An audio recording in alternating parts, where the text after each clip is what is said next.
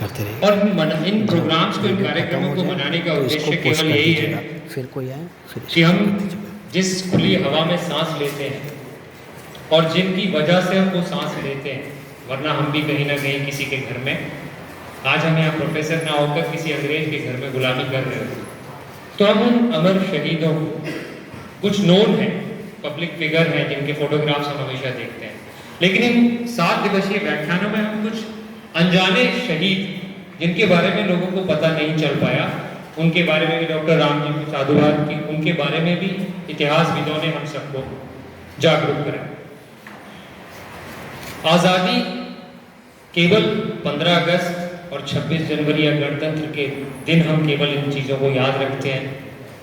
इस बार की सरकार हर घर तिरंगा के माध्यम से हर व्यक्ति को राष्ट्र प्रेम जगाने के प्रति उन्होंने जागरूक किया है।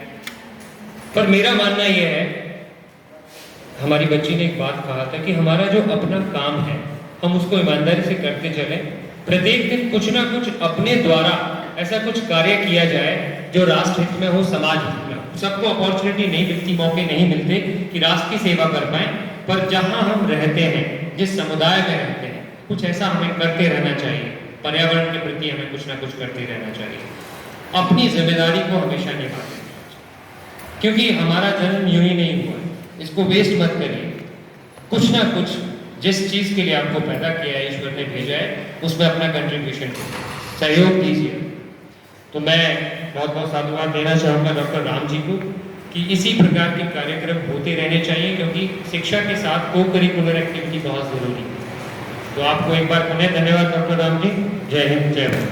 डॉक्टर मंचासी हमारी कला संकाय की हमारी बड़ी सीनियर और बड़ी दीदी की हम लोग कहते हैं निशा मैम जी, हमारे कॉलेज की जान शान और शारीरिक शिक्षा के हमारे विश्वविद्यालय में विशेष स्थान, ना कि विश्वविद्यालय में बल्कि प्रदेश में और देश में कई स्तर पर अपना जलवा दिखा चुके हमारे डॉक्टर निशम जी।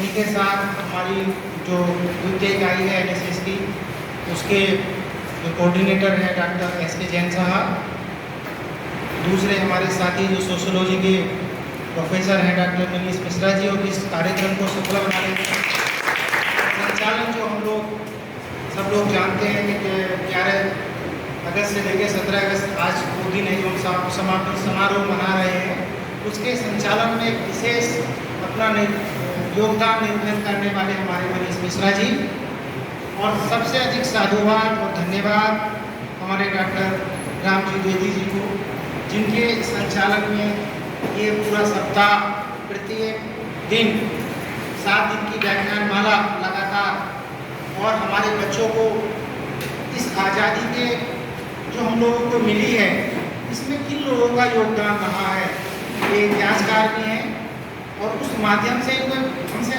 अधिक बहुत सूक्ष्म जानकारी है, इनका अपना एक संकलन है, और वो संदेश प्रत्येक विद्यार्थी के जीवन में उसका क्या महत्व है, और किस तरह हम लोगों ने देश में इसको आज़ाद कराने में हमारे वो स्वतंत्रता सेनानी जो इतिहास में सब लोगों का नाम नहीं आता, जैसे हम लोग जानते हैं इतिहास के पन्नों में हम लोग कुछ विशेष नाम पढ़ते हैं, जिनका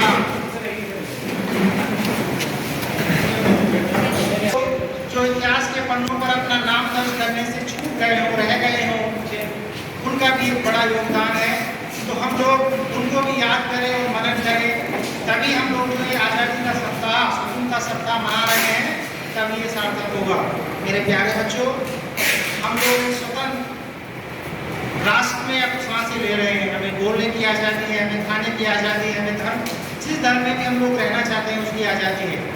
लेकिन हम लोगों ने कभी सोचा है कि इस आज़ादी को पाने के लिए जो लोग परतंत्र हैं, अंग्रेजों के गुलाम थे, न उन्हें बोलने की आज़ादी थी, न उन्हें अपने धर्म के में रहने की जो इच्छा थी उसके अनुसार वो रह पा रहे थे, वे लोग बड़े परतंत्र थे।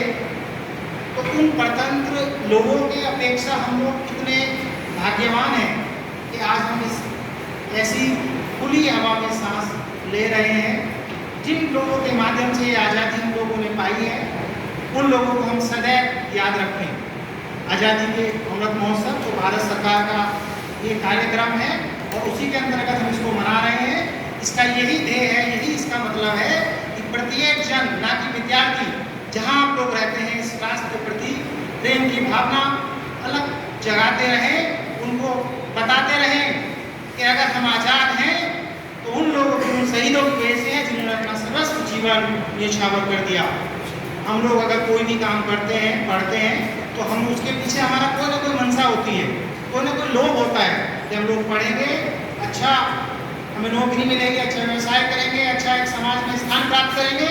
लेकिन उन अमर शहीदों का, जिन्होंने अपना जीवन का त्याग बलिदान दिया है, उन त्याग बलिदान के आने वाली भावी संतान के रूप में हम और हमारी जो आने वाली पीढ़ियां हैं, ये स्वतंत्रता जो हमें उन लोगों ने दिलाई है, इस स्वतंत्रता को निरंतर रूप से हम लोग आगे बढ़ाते रहें, यही मेरा सब लोगों से आह्वान है।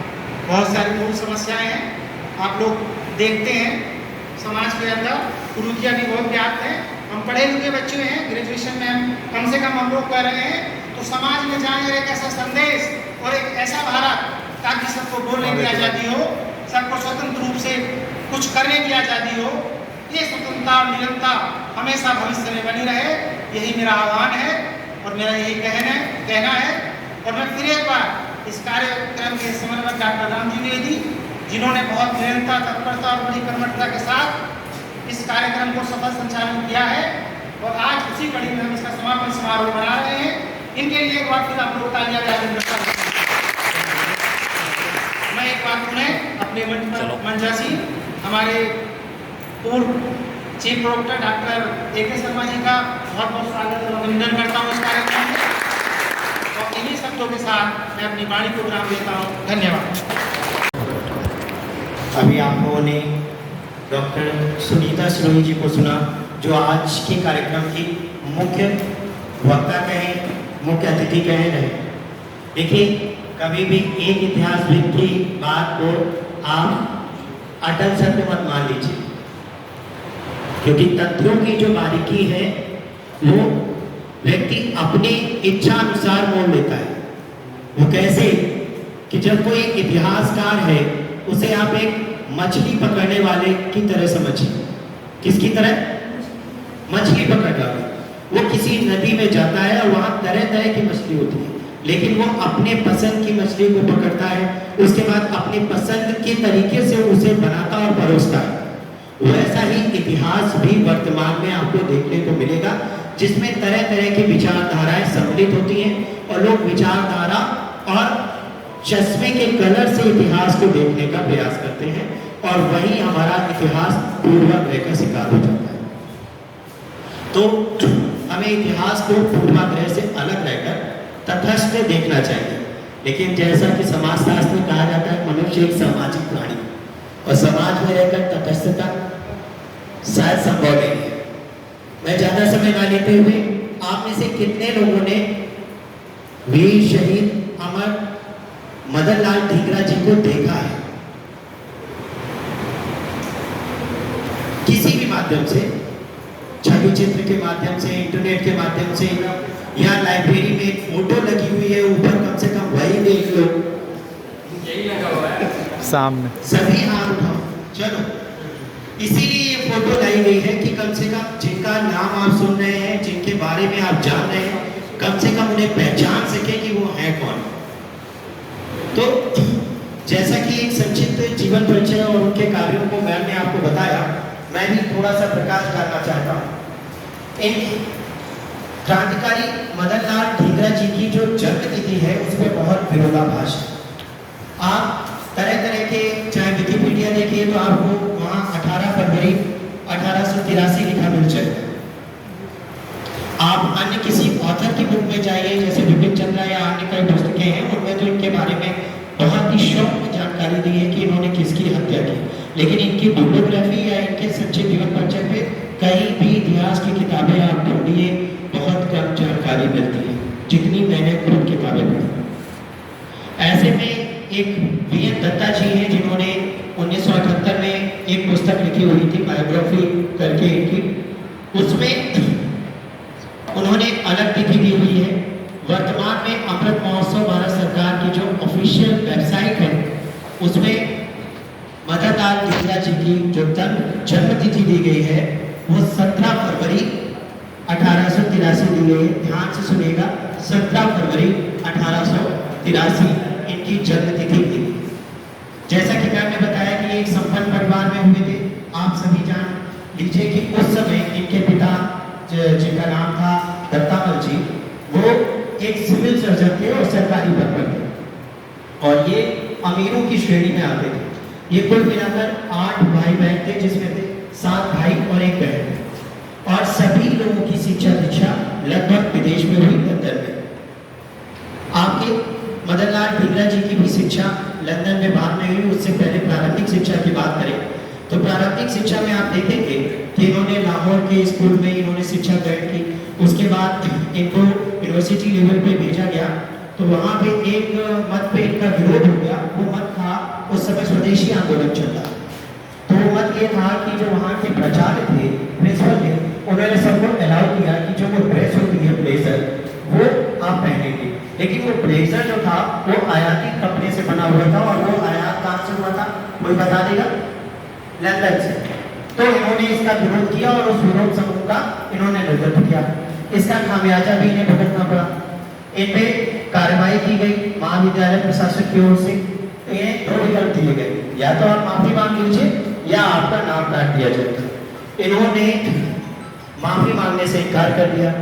इनके पिताजी ने इन्हें बहुत समझाया, इन्होंने तब भी नहीं माना, और तब ये पिताजी की अवज्ञा के विरुद्ध स्वयं जीवन का रास्ता अपनाने के लिए निकल गए, अर्थात घर छोड़ दिया। और इन्होंने कई छोटी मोटी नौकरियां की, उनमें से क्लर्क की नौकरी भी शामिल है। बाद में अपने बड़े भाई बिहारी लाल जी के समझाने पर इन्होंने अपनी उच्चतर पढ़ाई को जारी रखने का फैसला किया, और 1906 के पास ये लगभग लंदन गए मैकेनिकल इंजीनियर की डिग्री हासिल करने। वहीं पर आपको पता होगा कि भारत में जो क्रांतिकारी आंदोलन चल रहे थे उसे आप 3 चरणों में देख पाएंगे। एक जो भारत है, भारत केंद्र है, जिसमें आप देखेंगे यहाँ के लोग नेतृत्व कर रहे हैं। दूसरा लंदन में देखेंगे, लंदन में आपको 1905 में इंडिया हाउस की स्थापना करने वाले श्याम जी कृष्ण वर्मा, नाम आपको उन्हें सुना होगा, ये सोशियोलॉजिस्ट थे, कई कॉम्पिटिटिव एग्जाम में पूछा भी जाता है। इसके अलावा वीडी सावरकर भी बाहर निर्वासित जीवित जी रहे थे। इनकी एक बहुत फेमस पुस्तक है 1857 का स्वतंत्र समर, और यही वो पहले व्यक्ति हैं जिन्होंने 1857 की क्रांति को प्रथम स्वतंत्रता संग्राम कहा था। तो वहाँ इनसे इनकी मुलाकात हुई। ये इंडिया हाउस आते जाते रहे। उसके बाद में वीडी सावरकर द्वारा गठित अभिनव भारत मंडली में भी ये पार्टिसिपेट किए। बाद में इंडिया एसोसिएशन करके उसमें भी ये एक्टिव मेंबर रहे। इनका क्रांति की गतिविधियों में बहुत मन लगता था। ये देखते थे कि लंदन में जिस प्रकार लोग जर्मन का विरोध करते हैं, उनके अधिकार का विरोध करते हैं, हम भारत में ब्रिटिशों के अधिकार को कैसे स्वीकार करते हैं। तो ये वहां पर इनका विरोध करते थे। और इसी तर्ज पे कि जब एक ब्रिटिश वासी को अपने यहाँ जर्मन का विरोध करने का अधिकार है, तो एक भारतवासी को भी अधिकार है कि वो अपने ऊपर थोपे गए अनावश्यक जो शासन प्रणाली है, जो ब्रिटिश रूल करती है, उसका वो विरोध करे। और ये विरोध आप देखेंगे कि लगातार बना रहा। ये विरोध चरम पर जब पहुंचा जब 1909 आया। 1909 में आप देखेंगे 17 अगस्त की वो रात्रि थी जब इंडिया एसोसिएशन ने एट होम का एक प्रोग्राम कर रखा था। जैसे मान लीजिए अभी एक प्रोग्राम है, इस प्रोग्राम में कई भारतीय और ब्रिटिश लोग आए हुए थे, जिनके तहत वो कार्यक्रम चल रहा था। उसी कार्यक्रम में, अच्छा आप लोगों को पता है, उस कार्यक्रम में भारत सचिव के जो राजनयिक सलाहकार colonel sir William Hurd Curzon Wyllie, आप लोगों ने शॉर्ट में नाम सुना होगा कर्जन वाइली। तो इनका पूरा नाम था सर विलियम हर्ड कर्जन वाइली। वो वहाँ अपनी पत्नी के साथ मौजूद थे। अब इनका गुस्सा भरा हुआ था क्योंकि कर्जन वाइली ने अपने भारत के समय काल में कई खुफिया जो अभियान थे उनको अंजाम दिया था, और कई भारतीयों के विरुद्ध कार्य भी किया था। और भारत सचिव को जाहिर है एडवाइजर है, तो एडवाइजरी कैसी जाती होगी, और उस समय के आप परिणाम भी देख सकते हैं। किसी से छुपा नहीं है 1909 का पार्लियामेंटो एक्ट, सभी को पता है ना। तो ये सब वो परिस्थितियां बनी कि इन्होंने क्रांति को उग्रता की ओर बढ़ा दिया। ऐसे में हमारे जो क्रांतिकारी मदन लाल ढींगरा अपनी पिस्तौल लेकर उनके सामने पहुंचे और 5 गोलियां उनके चेहरे पर दाग दी। उनमें से 4 गोलियां उनके सही निशाने पर लगी, 1 मिस हो गई। उनको बीच बचाव करने के लिए उस समय फारसी डॉक्टर थे, कवास लाल जी नाम आता है, वो बीच बचाव करते समय शहीद हो गए। इसीलिए एक कहावत बनी है कि कई बार गेहूं के साथ घुट भी पिस जाता है। तो जब ये हुआ, इन्होंने खुद भी प्रयास किया, कुछ किताबों में ऐसा लिखा मिलता है कि इन्होंने प्रयास किया जैसा कि हमारे चंद्रशेखर आजाद जी ने किया, और वो उसमें सफल रहे, लेकिन ये असफल रहे और इन्हें पुलिस के द्वारा गिरफ्तार कर लिया गया। गिरफ्तार करने के बाद 23 जुलाई, आप सोचिए 17 अगस्त को इन्होंने जो हत्या की थी, मतलब फांसी इनको दी गई 17 अगस्त को, ये हत्या 1 जुलाई को हुई थी, 1 जुलाई 1909 को। और इसका जो ट्रायल चला वो 23 जुलाई 1909 को चला। ये ट्रायल कहाँ चला? जो लंदन की ओल्ड बेली कोर्ट है, ओल्ड बेली कोर्ट, वहां पे ये पूरी प्रोसीजर चल रही थी। आप सोचिए 1 जुलाई को हत्या की गई, 17 अगस्त को फांसी दे दी गई। इसे कहते हैं त्वरित न्याय, और इस समय ये संभव हुआ। इनसे कहा गया कि आप अपनी पैरवी करिए या दया याचना करिए, तो इन्होंने पैरवी तो स्वयं की, लेकिन दया याचना के लिए मना कर दिया। इनका स्टेटमेंट था कि बड़े सौभाग्यशालियों को इस तरीके की मौत नसीब होती है, और इन्होंने उस समय के जो चीफ जस्टिस थे उनसे आग्रह किया कि मुझे मृत्यु दंड दिया जाए। इनके पकड़ने के बाद आप जानते हैं पहले से ही इनके परिवार इनसे रुष्ट थे, इनके परिवार ने इनसे सारे संबंध तोड़ लिए और इनको फांसी की सजा हुई। फांसी की सजा 17 अगस्त को इन्हें फांसी के तख्ते पर लटका दिया गया। मृत्यु से पहले इनका एक स्टेटमेंट था कि मैं बहुत भाग्यशाली हूं कि मुझे अपने मातृभूमि की सेवा के लिए अपना जीवन बलिदान करना पड़ रहा है, और जब तक हमारी मातृभूमि इस गुलामी की बेड़ियों में है, मैं यही ईश्वर से दुआ करता हूं कि मुझे बार बार यही जन्म मिले और मैं इसी प्रकार की सदगति को प्राप्त करूं। अर्थात वो हर बार जब तक कि हमारा देश स्वतंत्र नहीं हो जाता, अपने प्राण को न्यौछावर करने के लिए तत्पर थे। आप सभी लोग हमारे राष्ट्रपिता महात्मा गांधी से अवगत होंगे। राष्ट्रपिता महात्मा गांधी कभी भी इस तरीके की गतिविधियों के समर्थक नहीं है, और उन्होंने इस परिस्थिति में भी इस कार्य की भर्त्सना की। उन्होंने कैसे किया? उन्होंने कहा कि क्या हम किसी एक के किए अपराध की सजा सभी को दे सकते हैं? अर्थात कुछ ब्रिटिशर्स हम पर अत्याचार कर रहे हैं, तो क्या हम उसकी सजा सभी ब्रिटिशर्स को देंगे, चाहे वो उसमें इन्वॉल्व हो या ना हो? और आंख के बदले आंख का कानून अगर चलेगा तो ये पूरी दुनिया अंधी हो जाएगी। इसलिए उन्होंने इस तरीके की किसी भी गतिविधि को सही नहीं ठहराया और इसकी भर्त्सना की। अंत में इनको फांसी हुई। फांसी होने के बाद इनका पार्थिव शरीर भारत देने को कहा गया, लेकिन इनके परिवार ने मना कर दिया। वीडी सावरकर जी ने ये जिम्मेदारी ली, लेकिन ब्रिटिश ऑफिसर्स ने उन्हें उनका पार्थिव शरीर देने से मना किया और उन्हें हिंदू रीति रिवाज से जो अंतिम संस्कार होता है उससे भी वंचित रखा। उन्हें क्रिश्चियनिटी के अनुसार दफना दिया गया। बाद में भारत सरकार के प्रयास से 1976 में ये भारत लाए गए और यहाँ पर उनका अंतिम संस्कार हुआ। उनकी राख कई महत्वपूर्ण चौराहों पर भेजी गई। उसी में से एक अकोला चौराहा है महाराष्ट्र का, वहाँ उनका स्मारक है। अमृतसर में भी एक स्मारक है। तो ये कुछ उनके कार्य थे और मुझे बड़े दुख के साथ कहना पड़ रहा है कि मैं एक इतिहासकार होने के नाते बस इतना जानता था कि इन्होंने 1909 में करचक वायले की हत्या की। इसके अतिरिक्त मुझे कुछ नहीं पता था इनके बारे में, लेकिन मुझे ये कार्यक्रम करने का अवसर मिला, तब इनके बारे में पढ़ने का भी अवसर मिला और मैं थोड़ा बहुत आपके बीच बातों को रख पाया। समय का अभाव है, हमें सामान्य ज्ञान प्रतियोगिता का भी आयोजन करना है मैं बस इतना कहना चाहूँगा इनके इस शहादत पे कि शहीदों की चिताओं पर लगेंगे हर बरस मेले, वतन पर मर मिटने वालों का यही नामो निशान होगा। जय हिंद, जय भारत। आप सभी ध्यान से सुने। अभी जो लेक्चर हुआ और इससे पहले जो लेक्चर हुआ, इसी पे आधारित सामान्य ज्ञान प्रतियोगिता है। आपके पास 5 मिनट होंगे मैक्सिमम, आपको बस ठीक करना है और उसके बाद आप सबमिट कर देंगे, अपना नाम लिखेंगे, पापा का नाम लिखेंगे और क्लास लिखेंगे। क्योंकि मैं ये बात महसूस कर सकता हूँ कि ये पावन कर्तव्य है कि हम उन लोगों को याद करें। तो मैं उन सभी का धन्यवाद देना चाहूँगा जिन्होंने हमें लगातार प्रत्येक दिन आकर उन शहीदों की याद दिलाई थी। उन सभी का धन्यवाद।